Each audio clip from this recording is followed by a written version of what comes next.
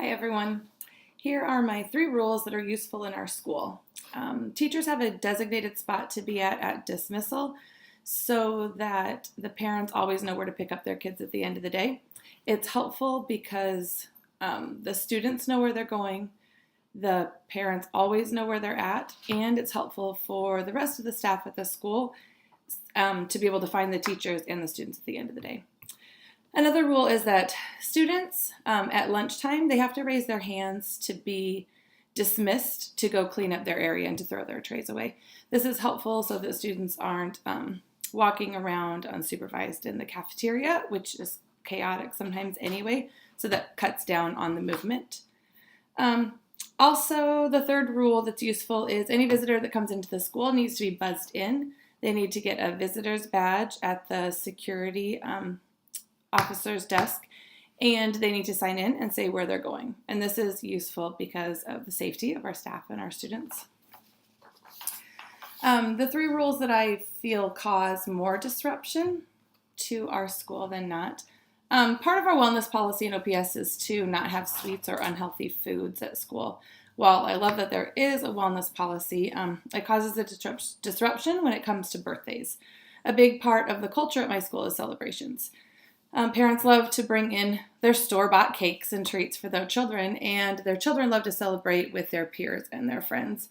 Not being able to do this has caused, put a damper in their traditions. The restroom policies at our school can be disruptive. Not having a whole group time, not having minutes set in the day where you can take your whole group to the restroom to have a restroom break causes some problems. I feel like it causes problems in the classroom because the students are constantly in and out. Instead of one group out, they're constantly moving back and forth through your classroom while you're teaching a lesson.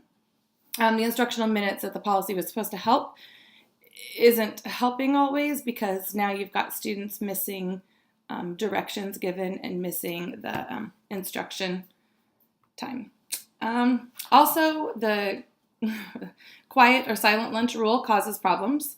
It is nearly impossible for the students to sit next to their friends and not carry on a conversation.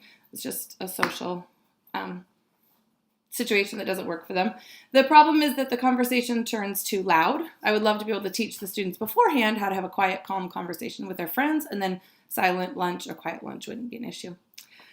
As a principal, coming up with rules for the school, to set them in place, I would talk to the staff about the rules that were set in place before I got there.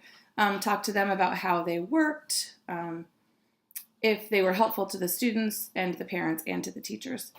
I would also look at the school data to see what the problems were in terms of discipline, use their referrals, and see what rules need to be updated or changed.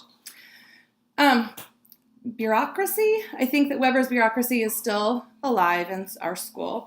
There are still rules in place to achieve consistency and safety. There is still division of labor.